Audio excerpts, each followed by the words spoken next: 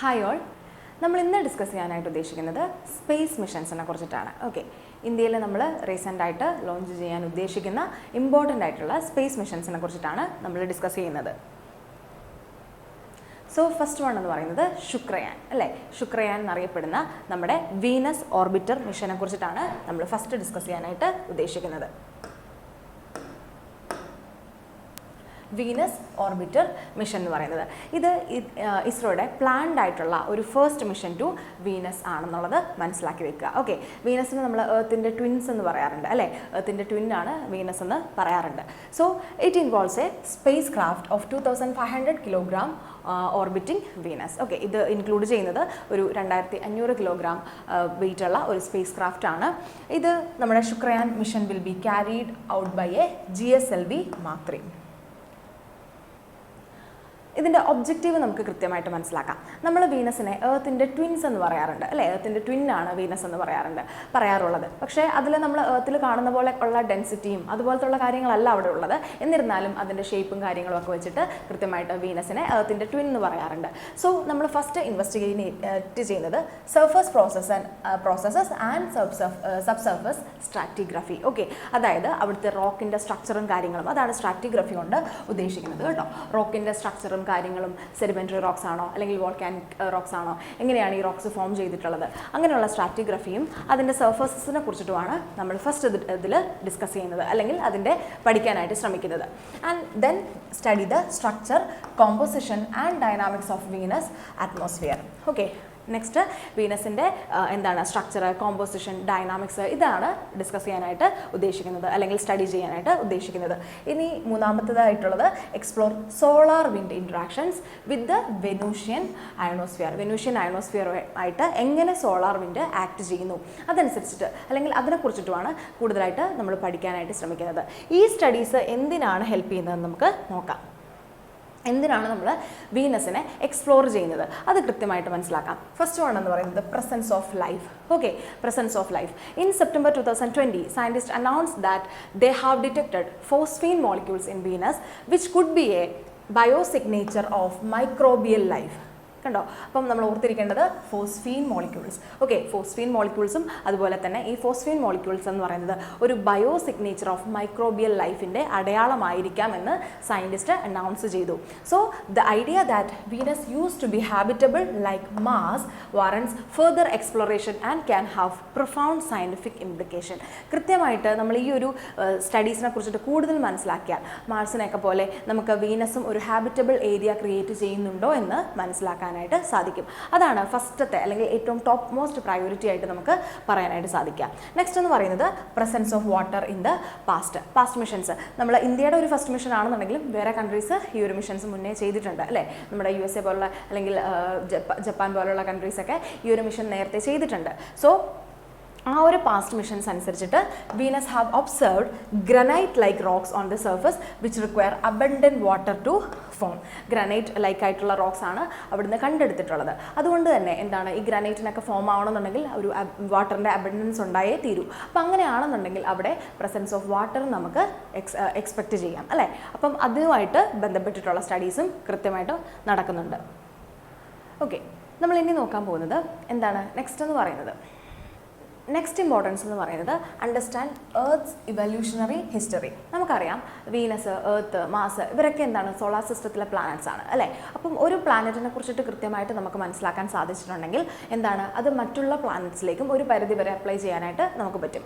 അതിൻ്റെ അറ്റ്മോസ്ഫിയറും കാര്യങ്ങളും ഒക്കെ ഡിഫറൻ്റ് ആണ്, അത് ഓർത്തിരിക്കുക. പക്ഷേ എന്താണ് ഇതുമായിട്ട് ഫോം ചെയ്തിട്ടുള്ള ബാക്കി കാര്യങ്ങൾ അല്ലെങ്കിൽ കുറച്ച് റിലേറ്റഡ് ആയിട്ടുള്ള മറ്റു കാര്യങ്ങളുമായിട്ട് നമുക്കിത് കമ്പയർ ചെയ്യാനും അതിനനുസരിച്ചിട്ടുള്ള എന്താണ് സ്റ്റഡീസിലേക്കൊക്കെ ലീഡ് ചെയ്യാനായിട്ട് സഹായിക്കും. അതുകൊണ്ട് തന്നെ അണ്ടർസ്റ്റാൻഡ് എർത്ത്സ് എവല്യൂഷണറി ഹിസ്റ്ററി, അതിന് വേണ്ടിയിട്ടും എന്താണ് നമ്മൾ വീനസിനെ പഠിക്കുന്നുണ്ട്. Studying Venus help scientist get answers to questions like how Venus transformed from a potentially habitable world to its current state. Okay, അങ്ങനെ ഒരു ഇപ്പം നമ്മൾ പറഞ്ഞു പ്രസൻസ് ഓഫ് വാട്ടർ ഒക്കെ നമുക്ക് അവിടെ കാണാനായിട്ട് സാധിക്കുന്നുണ്ട്. സോ അങ്ങനെയാണെന്നുണ്ടെങ്കിൽ അത് എങ്ങനെ ഈ ഒരു തരത്തിലേക്ക് മാറുന്നുണ്ട് എന്നുള്ളൊരു കൃത്യമായിട്ടുള്ള സ്റ്റഡീസ് നമുക്ക് ഈ ഒരു പഠനത്തിലൂടെ അവൈലബിൾ ആണ്. അതുകൊണ്ട് തന്നെ കൃത്യമായിട്ട് എർത്തിൻ്റെ എവല്യൂഷണറി ഹിസ്റ്ററിയും നമുക്ക് മനസ്സിലാക്കാനായിട്ട് സാധിക്കും.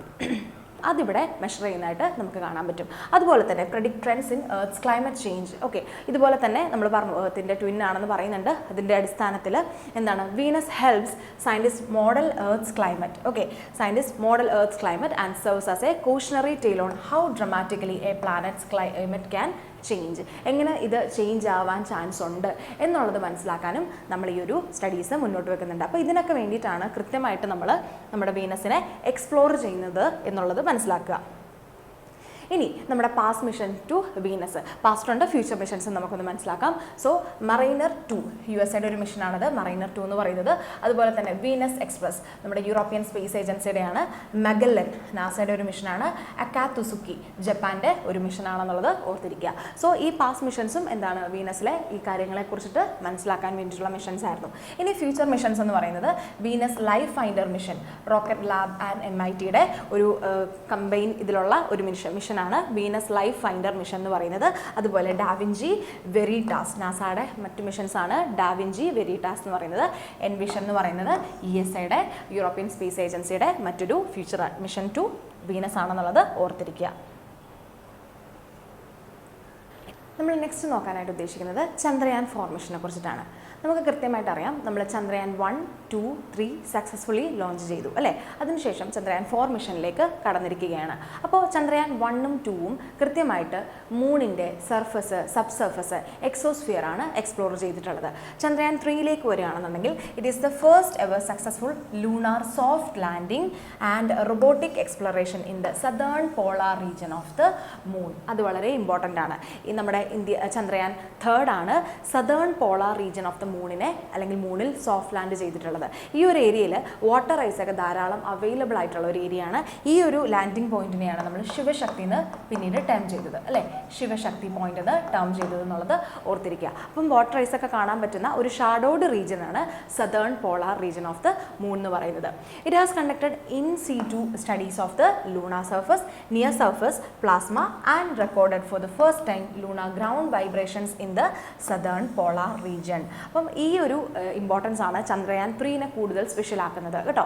സദേൺ പോളാർ റീജിയനിലെ നമ്മൾ വാട്ടർ ഐസ് ഒക്കെ കണ്ടെയ്ൻ ചെയ്തിട്ടുള്ള ഷാഡോഡ് റീജിയനെ എക്സ്പ്ലോർ ചെയ്തു. അത് മാത്രമല്ല ലൂണാർ സർഫസിലെയും നിയർ സർഫസ് പ്ലാസ്മയിലെയും കാര്യങ്ങൾ റെക്കോർഡ് ചെയ്യുകയും for the first time lunar ground vibrations, southern polar റീജിയനിലെ വൈബ്രേഷൻസ് റെക്കോർഡ് ചെയ്യാനും ആരെക്കൊണ്ട് സാധിച്ചു? നമ്മുടെ ചന്ദ്രയാൻ 3നെ കൊണ്ടിട്ട് സാധിച്ചിട്ടുണ്ട്.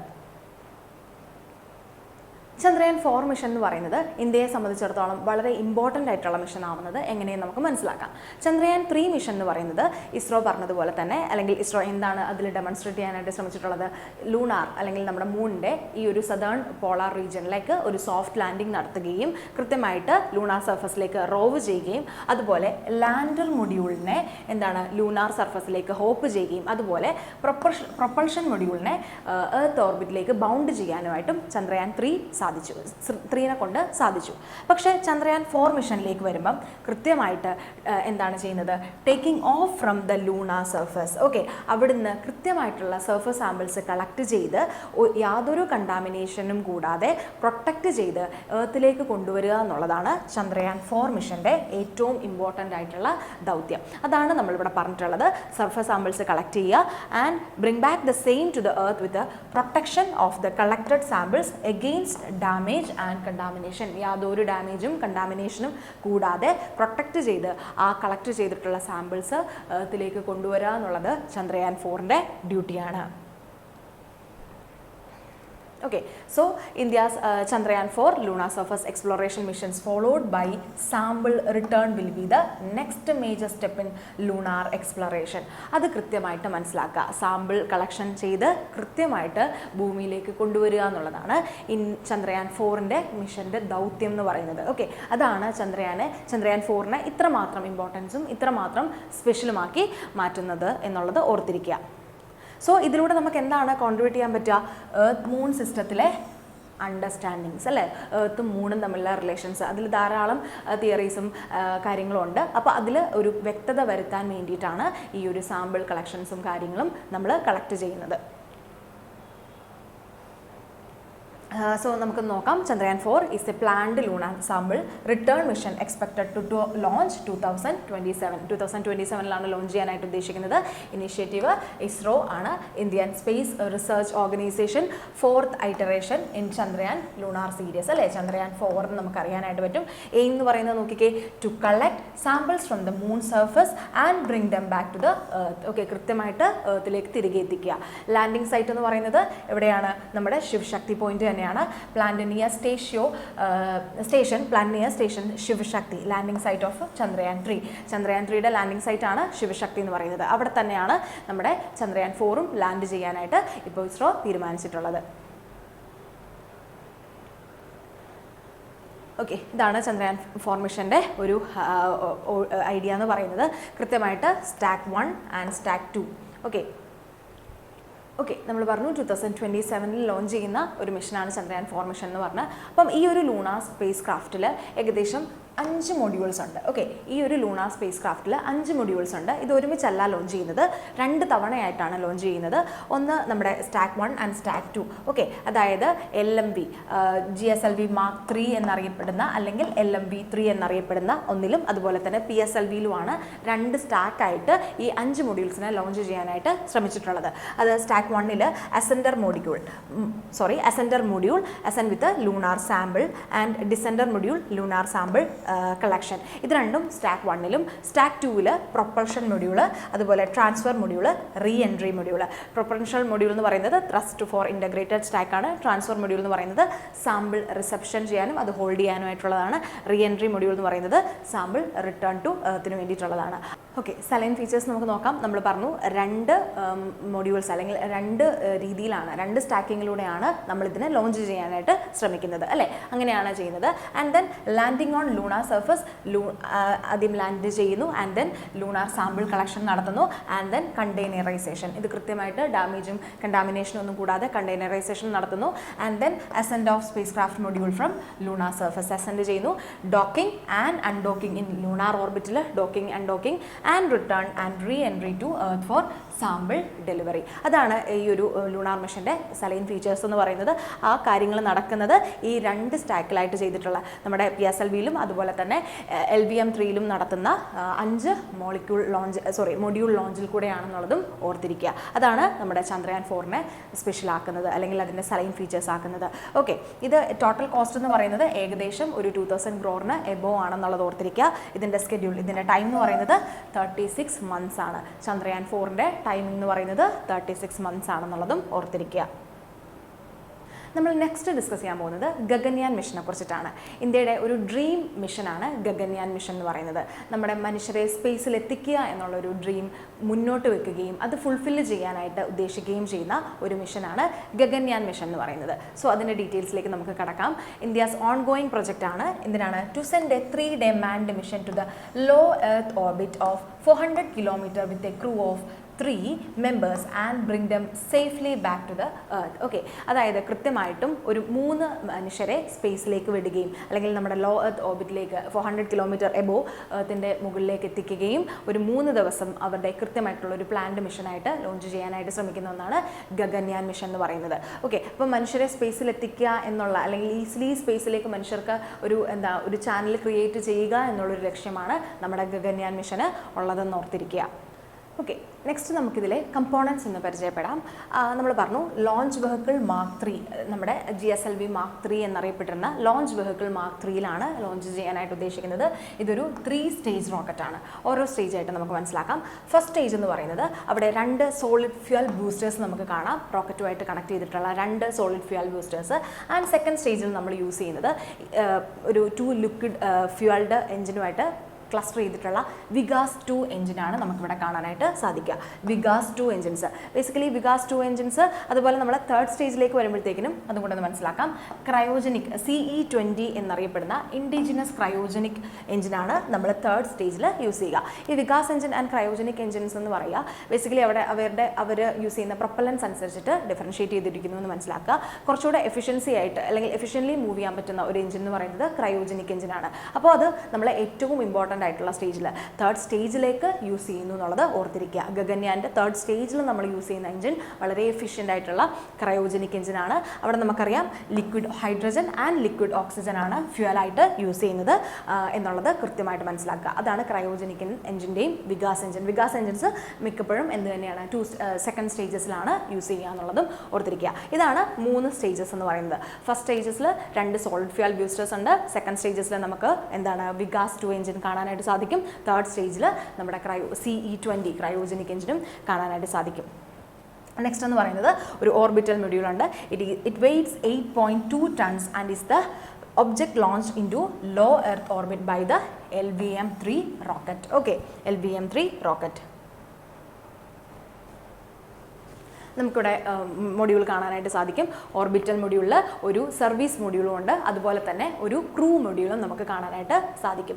അപ്പോൾ കൃത്യമായിട്ട് മനസ്സിലാക്കുക, ഈ ഒരു സർവീസ് മൊഡ്യൂളും ക്രൂ മൊഡ്യൂളും ഒരു ബന്ധമുണ്ട്. അതാണ് ഓർബിറ്റൽ മൊഡ്യൂളിൽ നമുക്ക് കാണാനായിട്ട് സാധിക്കുക. ഇവിടെയായിരിക്കും ക്രൂസും കാര്യങ്ങളും ഒക്കെ ഉണ്ടാവുക. അപ്പം നമ്മൾ സ്പേസിലേക്ക് മനുഷ്യനെ എത്തിക്കുക എന്ന് മാത്രമല്ല, അവരെ കൃത്യമായിട്ട് തിരിച്ച് ഭൂമിയിൽ എത്തിക്കുക എന്നുള്ളതും വളരെ ഇമ്പോർട്ടൻ്റ് ആയിട്ടുള്ള ഒരു ആവശ്യമാണ്, അല്ലേ? നമുക്കറിയാം ഒത്തിരി സ്പേസ് മിഷൻസിലൊക്കെ നമ്മുടെ വോയേജർ, അതുപോലെ ചലഞ്ചർ, കൊളംബിയ, ഈ സ്പേസ് മിഷൻസിലൊക്കെ ധാരാളം ദുരന്തങ്ങൾ നമ്മൾ കണ്ടിട്ടുണ്ട്. അപ്പോൾ കൃത്യമായിട്ട് അതിനെ ഒപ്പോസ് ചെയ്യാൻ, അല്ലെങ്കിൽ അതിന് എഗെയിൻസ്റ്റ് ആയിട്ട് നമുക്ക് നിൽക്കാൻ നമുക്കൊരു പ്രൊട്ടക്റ്റീവ് ആയിട്ടുള്ളൊരു സംഭവം ആവശ്യമായിട്ട് വന്നിട്ടുണ്ട്. അങ്ങനെ ഒരു ടെക്നിക്കാണ് ക്രൂ ഇജക്ട് സിസ്റ്റം എന്ന് പറയുന്നത്. ക്രൂ ഇജക്ട് അല്ലെങ്കിൽ ക്രൂ അബോർഡ് സിസ്റ്റം എന്ന് പറയാം. നമ്മുടെ ഇസ്രോയുടെ ഏറ്റവും വളരെ ഇമ്പോർട്ടൻ്റ് ആയിട്ടുള്ള ഒരു കണ്ടുപിടുത്തത്തിലൊന്നാണ് ക്രൂ അബോർഡ് സിസ്റ്റം എന്ന് പറയുക. അതായത് എന്തെങ്കിലും തരത്തിൽ സേഫ്ലി ഇവർക്ക് ലാൻഡ് ചെയ്യാൻ സാധിക്കുന്നില്ല, എർത്തിലേക്ക് തിരിച്ച് ലാൻഡ് ചെയ്യാൻ സാധിക്കുന്നില്ല എന്ന് മനസ്സിലാക്കിയാൽ നമുക്കറിയാം, നോക്കിക്കേ, ക്രൂ മൊഡ്യൂൾ എന്ന് പറയുന്നത് കുറച്ചുകൂടെ മുകളിലാണ് ഉള്ളത്, അല്ലേ? ഈ മുകളിൻ്റെ ഭാഗത്ത് അല്ലെങ്കിൽ ഇതിനോട് അസോസിയേറ്റ് ചെയ്തിട്ട് ഒരു റോക്കറ്റ് പോലെ മറ്റൊരു ഏരിയ നമുക്ക് കാണാനായിട്ട് സാധിക്കും. അപ്പോൾ എന്തെങ്കിലും തരത്തിൽ ഇവർക്ക് സേഫായിട്ട് ലാൻഡ് ചെയ്യാൻ സാധിക്കുന്നില്ല എന്ന് മനസ്സിലാക്കിയാൽ എന്താണ്, ആ ക്രൂ മൊഡ്യൂൾ സിസ്റ്റം മാത്രം പുഷ് ചെയ്ത് അല്ലെങ്കിൽ അതിൽ പുള്ള് ചെയ്ത്, 2 മെത്തേഡുണ്ട്, പുഷ് മെത്തേഡും പുൾ മെത്തേഡും ഉണ്ട്. നമ്മൾ യൂസ് ചെയ്യുന്നത് പുൾ മെത്തേഡാണ്. അതിനെ വലിക്കുകയാണ്, അതിനെ സക്ക് ചെയ്തെടുക്കും. ക്രൂ മൊഡ്യൂളിനെ സക്ക് ചെയ്തെടുത്ത് കൃത്യമായിട്ട് അവരെ സെപ്പറേറ്റ് ചെയ്ത് പാരച്യൂട്ടിൽ അവരെ ലാൻഡ് ചെയ്യിക്കാനുള്ള ഒരു സിസ്റ്റവും ഇസ്രോ കണ്ടെത്തിയിട്ടുണ്ട്. അതും വളരെ ഇമ്പോർട്ടൻ്റ് ആണെന്നുള്ളത് ഓർത്തിരിക്കുക കേട്ടോ. ഗഗൻയാൻ മിഷനിൽ പോകുന്ന മനുഷ്യർക്ക് കൃത്യമായിട്ടും എന്തെങ്കിലും തരത്തിലുള്ള അപകടം സംഭവിക്കുകയാണെന്നുണ്ടെങ്കിൽ അതിനെ മറികടന്ന് കൃത്യമായിട്ട് അവരുടെ ഒരു സേഫ് ലാൻഡിങ് ഉറപ്പുവരുത്താനും നമ്മൾ ശ്രമിക്കുന്നുണ്ട്. ഓക്കെ, അതൊന്ന് മനസ്സിലാക്കാം. ക്രൂ മൊഡ്യൂൾ എന്ന് പറയുന്നത് houses up to 3 astronauts for a week. ഒരു 3 ദിവസത്തേക്ക് വേണ്ടിയിട്ടുള്ള അവരുടെ ഒരു ഏരിയ ആണ് ക്രൂ മൊഡ്യൂൾ എന്ന് പറയുന്നത്. Equipped with parachutes for controlled descent upon re entry. കണ്ടോ, കൃത്യമായിട്ടും പാരച്യൂട്ട്സും അതുപോലെ കാര്യങ്ങളുമായിട്ട് അത് അറേഞ്ച് ചെയ്തിട്ടുണ്ട്. Includes an environmental control and life support system for temperature, air quality, waste and fire management. ഇതിനൊക്കെ വേണ്ടിയിട്ടുള്ള കൃത്യമായിട്ടുള്ള കാര്യങ്ങൾ അതിൽ കൺട്രോൾഡ് ആണ്. Features a crew escape system. ഒരു ക്രൂ എസ്കേപ്പ് സിസ്റ്റം അവിടെ മെൻഷൻ ചെയ്യുന്നുണ്ട്. ആ ക്രൂ എസ്കേപ്പ് സിസ്റ്റമാണ് ക്രൂ അബോർഡ് സിസ്റ്റം എന്ന് പറയുന്നത്. എന്തെങ്കിലും തരത്തിലുള്ള പ്രശ്നങ്ങൾ ഉണ്ടാകുകയാണെങ്കിൽ അത് വളരെ ഇമ്പോർട്ടൻ്റ് ആയിട്ടുള്ള ഇസ്രോയുടെ ഒരു കണ്ടുപിടുത്തമാണ് കേട്ടോ. അത് വളരെ ഇമ്പോർട്ടൻ്റ് ആയിട്ടുള്ള ഇസ്രോയുടെ ഒരു കണ്ടുപിടുത്തമാണ്. അതിനെക്കുറിച്ചൊന്ന് മനസ്സിലാക്കി വെക്കുക. ആൻഡ് ദെൻ സർവീസ് മൊഡ്യൂളുണ്ട്. provides propulsion to raise the orbital modules altitude post separation. അതുപോലെ തന്നെ propels the module back towards earth. അതാണ് നമ്മുടെ സർവീസ് മൊഡ്യൂളിൽ നമുക്ക് കാണാനായിട്ട് പറ്റുക. കൃത്യമായിട്ടുള്ള പ്രൊപ്പൽഷൻ കൊടുക്കുക, ഓർബിറ്റിലേക്ക് റേസ് ചെയ്യാനുള്ള പ്രൊപ്പൽഷൻ കൊടുക്കുക, കൃത്യമായിട്ട് എർത്തിലേക്ക് ലാൻഡ് ചെയ്യാനുള്ള ഒരു പ്രൊപ്പൽഷൻ ക്രിയേറ്റ് ചെയ്യുക. അതാണ് നമ്മുടെ സർവീസ് മൊഡ്യൂളിൽ ഉണ്ടാവുന്നത്. നമ്മളിപ്പം ഗഗൻയാൻ മിഷനിൽ ഈ ഒരു സേഫ്റ്റിയുടെ ഇമ്പോർട്ടൻസ് വളരെ കാര്യമായിട്ട് നോക്കുന്നുണ്ടെന്ന് മനസ്സിലായി, അല്ലേ? അപ്പം മനസ്സിലാക്കുക, നമ്മൾ ഈ 3 മനുഷ്യരെ സ്പേസിലേക്ക് വിടുന്നതിന് മുമ്പ് തന്നെ നമ്മളൊരു ഹ്യൂമൻ റോബോട്ടിനെ കൂടെ എങ്ങോട്ടേക്ക് വിടുന്നുണ്ട്? സ്പേസിലേക്ക് വിടുന്നുണ്ട്. ഓക്കെ, അതാണ് നമ്മുടെ വ്യോമിത്ര എന്ന് പറയുന്നത്. വ്യോമിത്ര. ഓക്കെ, കൃത്യമായിട്ട് ഈ ഒരു 3 monthsനെ സ്പേസിലേക്ക് വിടുന്നതിന് മുമ്പ് തന്നെ വ്യോമിത്രയായിട്ടുള്ള ഒരു ഹ്യൂമൻ റോബോട്ടിനെ സ്പേസിലേക്ക് വിടുന്നുണ്ട്. വ്യോമിത്രയെ കുറിച്ചിട്ടും വളരെ ഇൻട്രസ്റ്റിംഗ് ആയിട്ടുള്ള കാര്യങ്ങളുണ്ട്. ഇതിലേക്ക് കുറച്ചുകൂടെ സ്പേഷ്യൽ എക്സ്പ്രഷൻസ് ഒക്കെ ആഡ് ചെയ്തിട്ടാണ് ഇസ്രോ ഡെവലപ്പ് ചെയ്തിട്ടുള്ളത്. അതും കൂടെ ഒന്ന് മനസ്സിലാക്കുക. അതായത് നമ്മൾ സംസാരിക്കുമ്പോൾ കൃത്യമായിട്ടുള്ള ഫീലിങ്സോടും കാര്യങ്ങളോടും കൂടെ നമ്മളോട് തിരിച്ച് റിയാക്ട് ചെയ്യാനുമുള്ള രീതിയിലാണ് വ്യോമിത്രയെ സജ്ജമാക്കിയിരിക്കുന്നത്. ഓക്കെ, അതൊരു ഇൻട്രസ്റ്റിംഗ് ഫാക്റ്റ് ആണെന്നുള്ളത് ഓർത്തിരിക്കുക. പിന്നെ നമ്മുടെ ഗഗൻയാൻ എന്ന് പറയുന്നത് ഗഗൻയാൻ കൊണ്ട് മാത്രം മാത്രം ആയിട്ട് ചുരുങ്ങാനായിട്ടുള്ള ഒരു മിഷൻ അല്ല. പിന്നെ എന്തും കൂടെയാണ് നമ്മുടെ ഇൻ്റർനാഷണൽ സ്പേസ് സ്റ്റേഷൻ ഒക്കെ പോലെ തന്നെ ഭാരതീയ അന്തരീക്ഷ സ്റ്റേഷൻ അല്ലേ, ഭാരതീയ അന്തരീക്ഷ സ്റ്റേഷൻ അതിനും ഒരു മുന്നോടിയായിട്ടാണ് ഭാരതീയ അന്തരീക്ഷ സ്റ്റേഷനും ഒരു മുന്നോടിയായിട്ട് തന്നെയാണ് നമ്മൾ ഗഗൻയാൻ ലോഞ്ച് ചെയ്യുന്നതെന്നുള്ളത് ഓർത്തിരിക്കുക. ഭാരതീയ അന്തരീക്ഷ സ്റ്റേഷൻ അതും ഈ ഒരു ഗഗൻയാൻ്റെ ഇമ്പോർട്ടൻസ് കൂട്ടുന്നുണ്ടെന്നുള്ളത് മനസ്സിലാക്കുക. അപ്പോൾ ക്രൂ അബോർട്ട് സിസ്റ്റം അതുപോലെ തന്നെ വ്യോമിത്രേനെ നമ്മൾ ആദ്യമായിട്ട് ഒരു ഹ്യൂമൻ റോബോട്ടിനെ സ്പേസിലേക്ക് ലോഞ്ച് ചെയ്യുന്നുണ്ട്. അതുപോലെ തന്നെ ഭാരതീയ അന്തരീക്ഷ സ്റ്റേഷൻ്റെ ഒരു മുന്നോടിയായിട്ടും നമുക്ക് ഗഗൻയാൻ മിഷനെ കാണാനായിട്ട് സാധിക്കും. സോ ഇതാണ് ഗഗൻയാൻ മിഷനെ കുറിച്ചിട്ട് നമുക്ക് പറയാനുള്ളത്. നമ്മൾ ശുക്രയാൻ അതുപോലെ തന്നെ ചന്ദ്രയാൻ ഗഗൻയാൻ മിഷൻ പോലുള്ള സ്പേസ് മിഷൻസിനെ കുറിച്ചിട്ടാണ് ഡിസ്കസ് ചെയ്തത്. എല്ലാവർക്കും മനസ്സിലായെന്ന് കരുതുന്നു. Thank you all.